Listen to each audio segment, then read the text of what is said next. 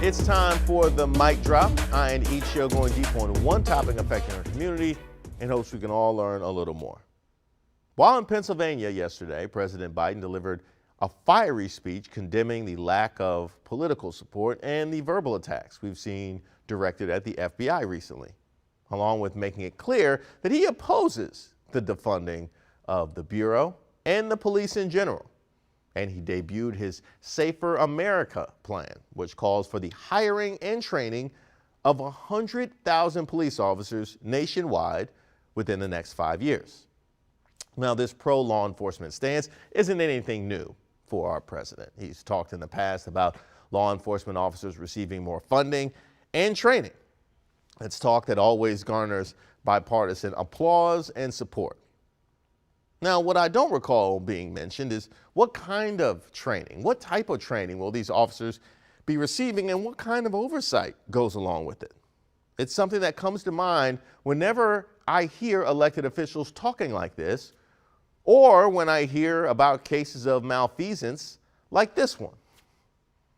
Meet former Fairmont Heights, Maryland police officer Phillip Dupree, who was recently indicted by a federal grand jury on charges of violating a man's civil rights in August of 2019 via an unreasonable use of force during a traffic stop outside of his jurisdiction in D.C., and then allegedly lying about it.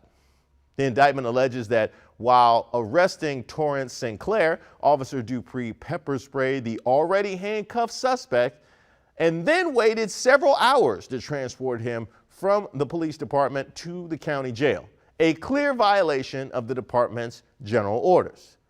The Department of Justice goes on to say that the charges Dupree submitted against Sinclair included counts of resisting arrest, disorderly conduct, attempted assault, destruction of property, and attempted escape second degree were, quote, based on a fabricated rendition of facts, which is a very fancy way of saying lies. But I could be wrong. In any event, the Prince George's County State Attorney's Office dropped all of the charges in November of 2019. But here's the interesting thing. Records show that Dupree had been fired by not one, not two, but 3 different Maryland police departments, Capitol Heights, District Heights, and Prince George's Community College, for various charges, including excessive force, before being hired by Fairmont. According to an opinion by a circuit court judge, while Dupree was with District Heights, he racked up more civilian complaints than any other officer on the force in less than a year before being fired. And just for good measure, he's also being indicted on 1 count of conspiracy to commit bank fraud by the U.S. District Court.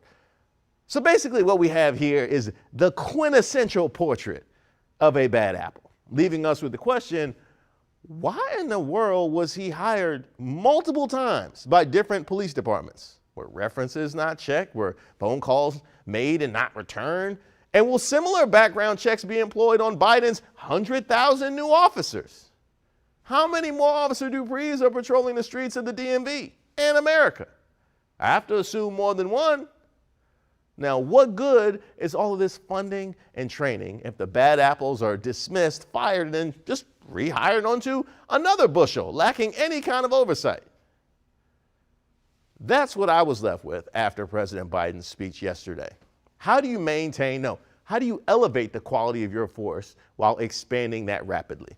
And it's something that neither he nor anybody else seems to have an answer for. I'm Reese Waters.